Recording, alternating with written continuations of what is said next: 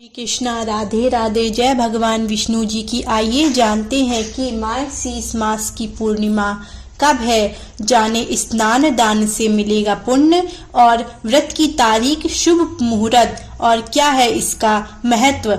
मार्गशीर्ष मास पूर्णिमा व्रत, स्नान और दान मार्गशीर्ष माह के शुक्ल पक्ष की पूर्णिमा तिथि को होता है। इस दिन व्रत रखकर सत्यनारायण भगवान की पूजा करते हैं और कथा सुनते हैं। रात के समय में चंद्रमा को जल से अर्घ्य देते हैं। धन और वैभव की देवी माता लक्ष्मी की पूजा करते हैं। इस दिन गंगा समेत अन्य पवित्र नदियों में स्नान करने से पुण्य प्राप्त होता है। दान करने से भी लाभ मिलता है। काशी के पंडित जानते हैं मार्गशीर्ष पूर्णिमा कब है और मार्गशीर्ष पूर्णिमा पर स्नान दान का मुहूर्त और महत्व क्या है।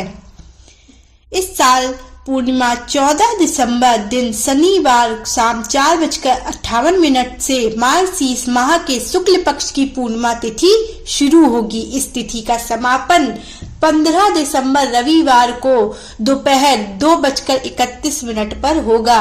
उदया तिथि के आधार पर मार्गशीर्ष पूर्णिमा तिथि 16 दिसंबर को है। साल मार्गशीर्ष पूर्णिमा का स्नान और दान 16 दिसंबर को उदया तिथि में होगा। उस दिन आप गंगा समेत पवित्र नदियों में स्नान करने के बाद दान करें।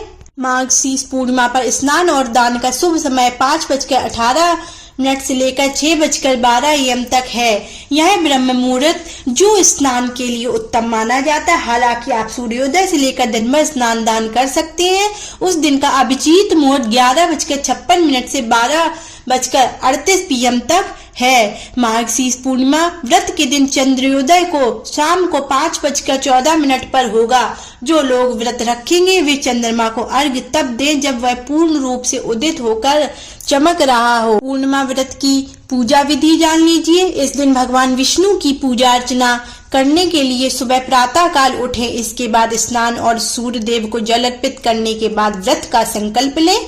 मार्गशीर्ष पूर्णिमा के दिन पीले रंग के वस्त्र धारण करें। इसके बाद पूजा स्थल की अच्छे से साफ सफाई करें और फिर सबसे पहले भगवान विष्णु और माता लक्ष्मी जी की मूर्ति का पंचामृत से अभिषेक करें और इसके बाद ओम नमो नारायण मंत्र का जप करें। सबसे पहले पुष्प, गंध आदि चीजें भगवान विष्णु को अर्पित करें। माता लक्ष्मी को गुलाब का फूल अर्पित करें। इसके बाद पूर्णिमा व्रत की कथा पढ़ें और फिर घी का दीपक जलाकर अंत में भगवान विष्णु और माता पार्वती की आरती करें।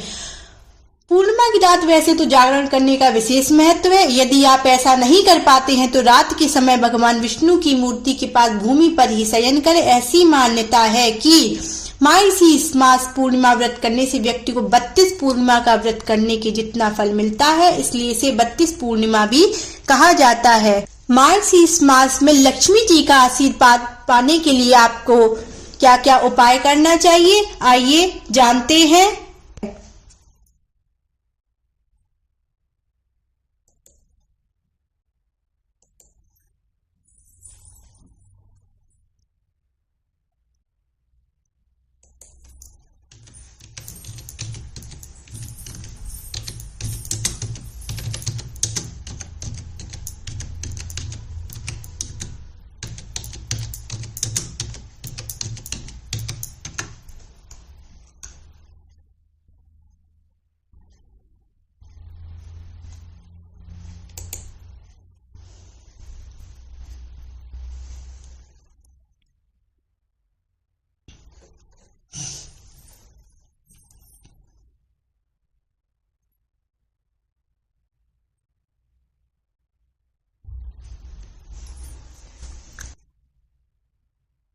व्रत कथा के बारे में।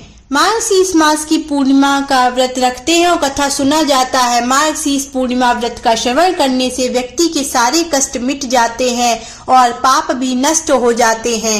जो लोग मार्गशीर्ष पूर्णिमा का व्रत रखेंगे उनको भगवान विष्णु जी की पूजा के समय सत्यनारायण भगवान की कथा सुननी चाहिए। आइए जानते हैं सत्यनारायण भगवान की कथा के बारे में। पौराणिक कथा के अनुसार एक बार नारद जी भगवान विष्णु के पास बहुत ही दुखी होकर पहुंचे। उनसे दुखी मनुष्यों के कष्ट को देखा नहीं जा रहा था। तब उन्होंने प्रभु से कहा कि आप कोई ऐसा आसान उपाय बताएं जिससे कि लोगों का कल्याण हो। यह सुनकर भगवान श्री हरि ने कहा कि जो भी व्यक्ति सांसारिक सुख और मृत्यु के बाद मोक्ष प्राप्त करना चाहता है उसे श्री सत्यनारायण भगवान का पूजा करनी चाहिए और व्रत करना चाहिए। भगवान विष्णु ने फिर सत्यनारायण व्रत के बारे में विस्तार से बताया, जिसका उल्लेख स्कंद पुराण में मिलता है।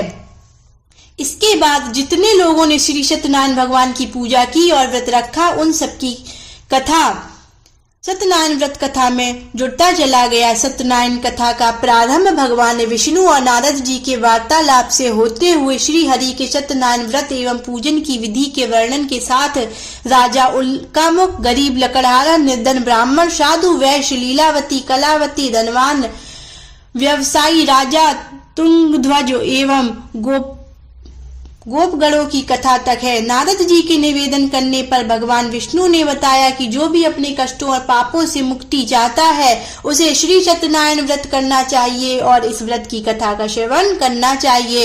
इसके पुण्य से सुख, समृद्धि, धन, वैभव, सुखाली, संतान सब कुछ प्राप्त होता है।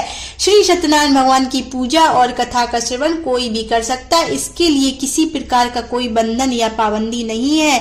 यह सबके लिए समान फल देने वाला है।